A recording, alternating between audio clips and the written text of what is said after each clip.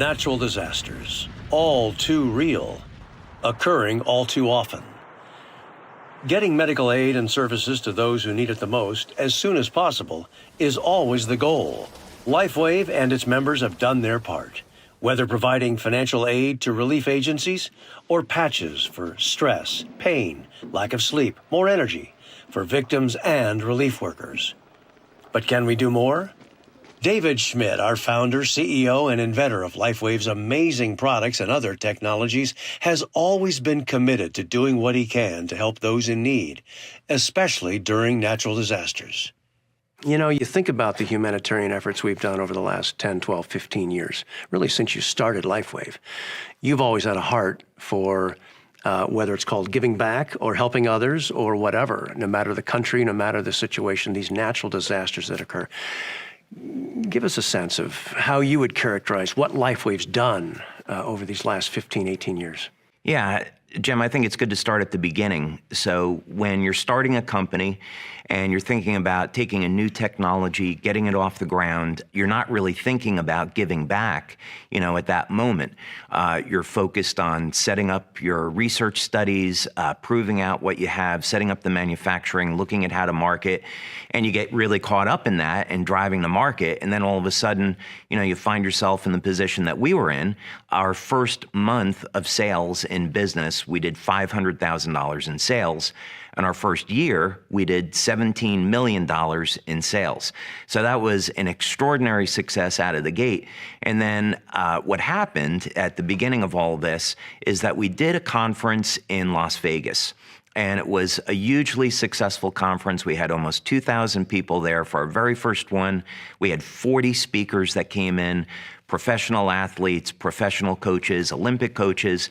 And a fellow by the name of Thomas Burke approached me and said, this is so phenomenal. I'm so proud to be a member of this company. As you know, there was just a hurricane off the coast of Florida. Have you thought about starting a program to give back? And it was at that minute I realized that when a company becomes successful, you have an obligation to help those in need and give back to those that are less fortunate. So we raised, I think it was $50,000 in relief effort for the Red Cross at that very first event. And that's what kicked off our effort to be in this program of giving back to others. And there always has been member involvement, right? I mean, regionally sometimes, they're the ones pulling Lifewave into the area because they're in the middle of a tragedy, right? The members that we have in our community globally are absolutely extraordinary people. They have always been there to help those in need. So we had a situation in Australia where there were the bushfires and there were Lifewave members that were there to give back and provide financial assistance, patch people, provide medical aid. We've had victims of earthquakes in Indonesia, earthquake in Italy, of course, multiple hurricanes, and Lifewave members have always been there personally to provide medical aid and assistance. And recently we had those floods in Germany and in Japan. Remember, almost back to back over a period of 6-8 months. There's always something happening where Lifewave wants to step up, right? Usually what happens is there'll be some type of natural disaster, something will happen, and Lifewave members will respond immediately and say, hey, I'm trying to help out with this situation.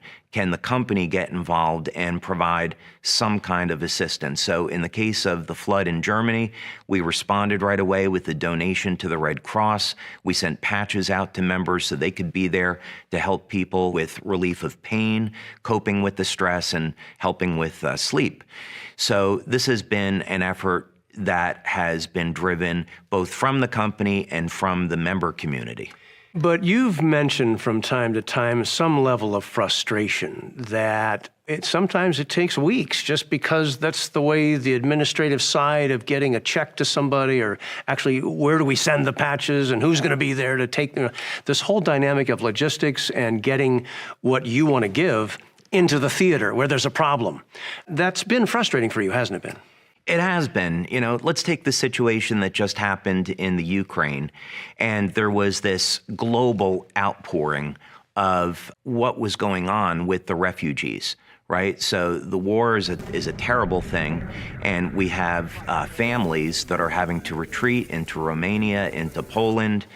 And the first thing that we did as a response was we donated money to the Red Cross to provide medical aid. We donated money to UNICEF to specifically go to the children that were affected by this.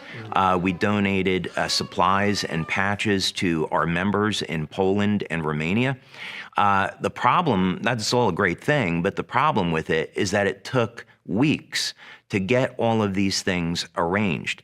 And so the frustrating part for me is that these are people that need help now, not in a couple of weeks, they need help now.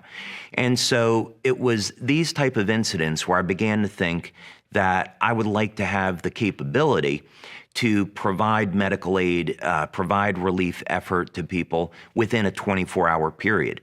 And so the question was, how could we do that? Could we apply some things that we do really well, like innovation and product development? Could we put those skills to use and develop a system where we could take matters into our own hand and within 24 hours provide the relief that people need? Well, that's interesting. So you started to apply your technical awareness, your technology awareness, and so how do you begin? Yeah, so actually this began with my son. So like a lot of young men, he was uncertain about the direction that he wanted to go in life. And he had tried college and it really wasn't for him. So I had to sit and pray over it and think about, what is my son really engaged in, and that's going to get him excited. And then the idea came to me. As fate would have it, before Lifewave, I was developing emergency equipment for the Navy. And one of the things that I specialized in was power generation. So I was developing new batteries, new fuel cells, and in particular, a new type of turbine engine that didn't have blades, that worked with a novel combustion system and could provide power in an emergency on a submarine. So this was something that myself and my team were doing back in the 90s.